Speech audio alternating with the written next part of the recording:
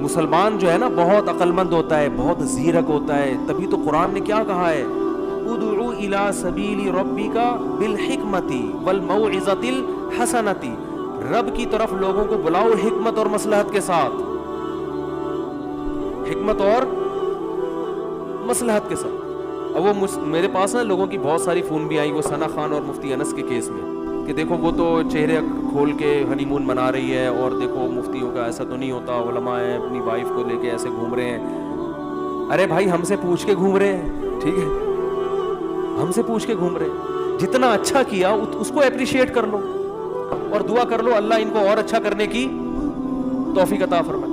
جوان عورت کے لیے چہرہ چھپانا فرض ہے، ہمارا یہی فتویٰ ہے، ہماری یہی رائے ہے، لیکن ایک عورت جو ڈانس کرتی تھی اس نے اسکارف اگر لے لیا تو یار شکر ادا کرو نا اس پہ، ٹھیک ہے نا، شکر ادا کرو، چلو اتنا تو کر۔ اگر وہ اسی ماحول میں ہوتی پھر شادی کرتی تو پھر کیا حالات ہوتے ہیں، پھر تو شراب کباب چلتی، جو ایکٹروں کی جب شادیاں ہوتی ہیں تو شراب کباب چلتی ہے۔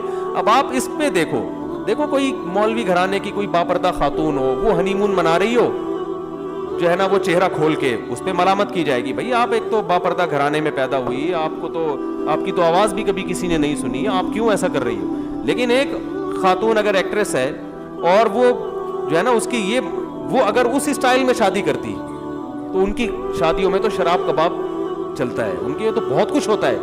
تو ابھی یہ دیکھنے کا ہے کہ کیا کیا نہیں ہو رہا، سمجھ میں آ رہی ہے بات؟ حکمت اور مصلحت کا تقاضا کیا ہے، رب کی طرف دعوت دینے کا طریقہ کیا ہے، اس پہلو کو دیکھا جائے کہ کیا کیا کون کون سی برائیاں نہیں ہو رہی۔ تو ہر شخص کو ایک نظر سے نہیں دیکھا جاتا، ایک نظر سے، وہ کہتے ہیں نا ایک ہی لاٹھی سے نہیں سب کو ہانکا جاتا۔ تو اس لیے میں کہتا ہوں جو فلم انڈسٹری سے جن لڑکیوں کا تعلق ہے، جو شوبز کی دنیا سے تعلق ہے، تو ہم ان کو تھوڑی کہتے ہیں کہ یار آپ چہرے کا بھی پردہ کرو، ہم کہتے ہیں بھائی آپ اسکارف بھی لے لو، چہرہ اگر کھول بھی لیتے ہو تو بھی غنیمت ہے آپ کے لیے۔ جو ڈانس کر رہی ہے اسٹیج پہ آ کے، اس کی پوری باڈی نمایاں ہو رہی ہے لوگوں کے سامنے، اگر وہ اپنی باڈی کو کور کر کے چہرہ کھول لے، گنجائش سے فائدہ اٹھائے کہ نہیں فقہا کا اختلاف ہے اس مسئلے میں کہ چہرے کا پردہ ہے یا نہیں، اس میں فقہا کا اختلاف ہے، تو اس اختلاف سے اگر وہ فائدہ اٹھا لے تو اس کو اپریشیٹ کیا جائے گا، اس کو آپ اس نظر سے نہیں دیکھیں گے ہر ایک۔ اور یہ نبی صلی اللہ علیہ وسلم کی بھی سنت ہے۔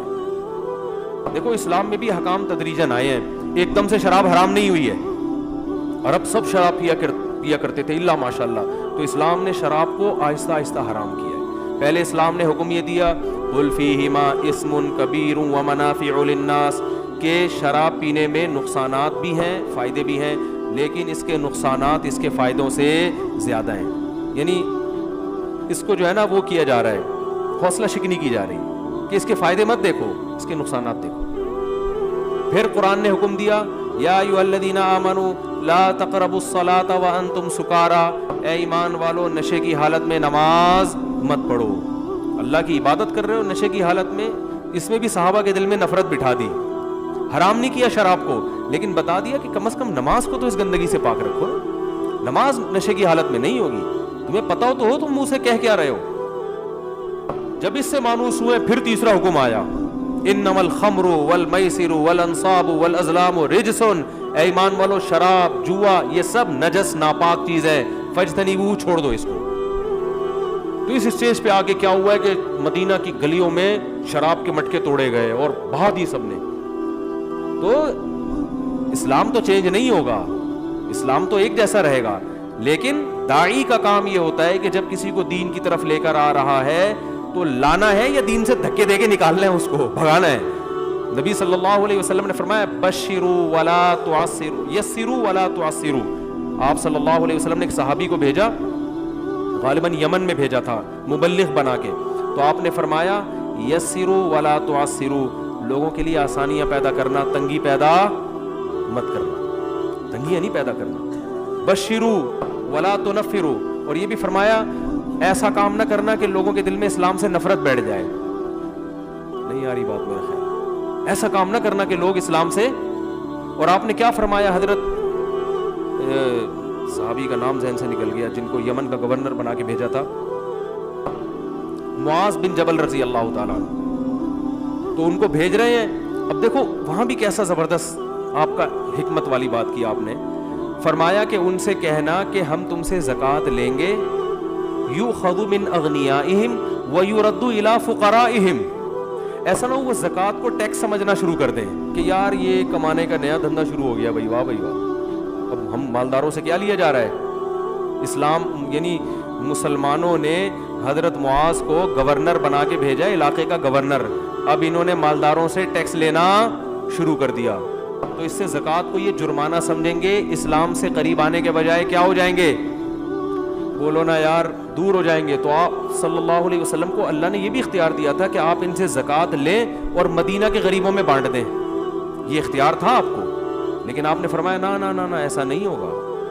ان کے دل میں وہم ہو سکتا ہے کہ ہم ان سے زکوٰۃ اپنے فائدے کے لیے لے رہے ہیں, اپنے غریبوں, اپنی قوم کے لیے. فرمایا حضرت معاذ کو ان سے کہنا کہ جو زکوٰۃ اسلام کا فریضہ ہے نا وہ تم سے لیا جائے گا, تمہاری ہی قوم کے غریبوں میں بانٹا جائے گا. کتنی مصلحت ہے یار, کتنی حکمت ہے.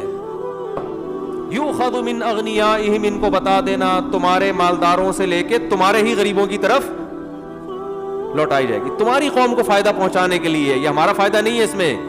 اور حضرت جابر, حضرت معاذ ابن جبل جو تھے, ان کو بھی آپ اپریشیٹ کر رہے ہیں. کیسے اپریشیٹ کر رہے ہیں, کیونکہ اب ان کو اپنے آپ سے دور کر رہے ہیں نا. یہ تو چاہتے تھے مدینہ میں نبی کے ساتھ رہیں, ان کو یمن بھیج رہے ہیں. تو اب مبلغ کو بھی تو موٹیویشن چاہیے نا کہ بھائی میرے ذمہ اتنا مشکل کام. تو ان کا ہاتھ اپنے ہاتھ نے پکڑ کے فرمایا یا معاذ احبک فی اللہ, میں تجھ سے اللہ کی خاطر محبت کرتا ہوں. یعنی میں تمہیں اپنے آپ سے دور اس لیے نہیں کر رہا کہ مجھے کوئی تم سے نفرت ہے یا میں جان چھڑانا چاہ رہا ہوں. اکثر ایسا ہوتا ہے نا کہ جو آپ کے دوستوں میں, قریبی لوگوں میں جو آپ کے لیے زیادہ ٹینشن ہوتا ہے اس کی تشکیل وہاں کرا دی جاتی ہے, ٹھیک ہے نا, بارڈر پہ بھیج دو اس کو. آرمی کے آفیسر نے کیا کیا, یہ فوجی بہت تنگ کر رہا ہے, اس کو بارڈر میں خطرناک جگہ پہ بھیجو, وہاں جا کے شہید ہو جائے, تاکہ یہ ٹینشن بنا ہوا ہے پوری فوج کے لیے. ہو سکتا ہے ٹھیک ہے نا, یار اس کو وہاں بھیجو. تو میں تمہیں اس لیے نہیں بھیج رہا, میں تمہیں سے اللہ کی خاطر محبت کرتا ہوں. یہ ساری حکمتیں بھائی قریب کیا جا رہا ہے, ایسے وعیدیں سنا کے ڈرا دھمکا کے اسلام سے دور تھوڑی کرنا ہے. تو اس وقت کوئی لبرل خاتون بیچاری دین کی طرف آ جائے, آہستہ آہستہ آہستہ آہستہ, نہیں بھی کرے تو ہماری ٹینشن نہیں ہے بھائی, ٹھیک ہے نا, یہ ہماری ٹینشن. ہم شریعت کا مسئلہ چینج نہیں ہوگا, مسئلہ شریعت کا رہے گا, لیکن اس کو لوگوں کو سنانا کیسے, اپلائی کیسے کرنا ہے, کس پہ فتویٰ لگانا ہے, کس پہ نہیں لگانا, اس کے حکام بہت مختلف ہیں. Thanks for watching. Don't forget to like, comment, share and subscribe to